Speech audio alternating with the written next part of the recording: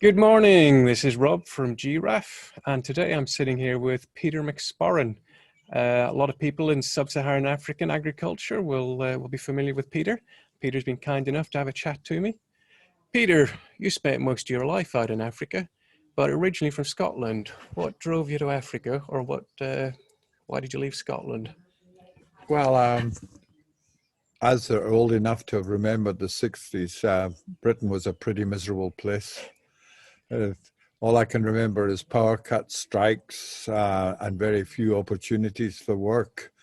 I had been to Africa when I was in the Merchant Navy prior to going to agricultural college, and I thought it was a huge opportunity out there. And then, believe it or not, I went because of a wedding. My sister decided to marry a Rhodesian at that time, and my father was unwell, so I went to represent the family instead.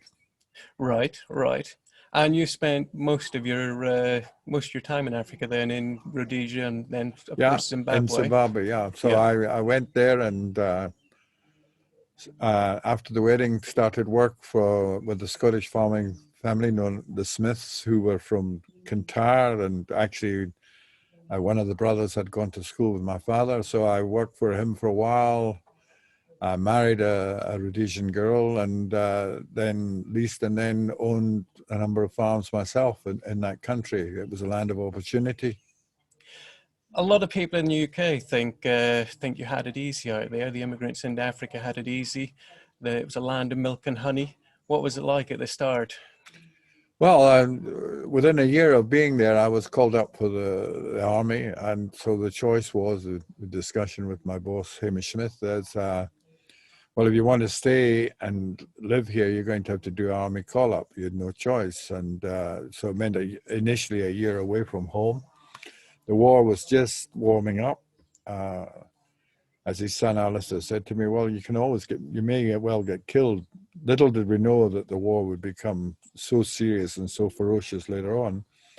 But at that time, I thought, well, let's start. And yeah, well, so if you think it's easy in the land of milk and honey, you spend your time in the bush initially for a year, and thereafter for the next 8 years in the bush every 6 weeks and out, 6 weeks fighting a war, then maybe it is a land of milk and honey, but it was tough. Was it pretty ferocious fighting, or was it blundering about in the bush, just looking There for was, ghosts? yeah, well, I mean, we were territorial. Yeah, The regulars were in fire force. We did have contacts. We were the people that were used to search and find through either you know, um, observation points or by patrolling or ambush. And then once contact was made, we normally called in the heavy boys. yeah. But yeah, it was definitely, I think the biggest danger obviously were ambushes, but yeah, there was fighting. What was the farming like, though? I mean, was it everyone? I've heard a few accusations recently on social media, of course, that you had massive subsidies and cheap loans, and you were just given this magical land that anything you planted grew. No, that's not true, Yeah, as we know, and has been proven now. Now if you look at most of Southern Africa, they're really struggling to feed themselves. The production's disappeared.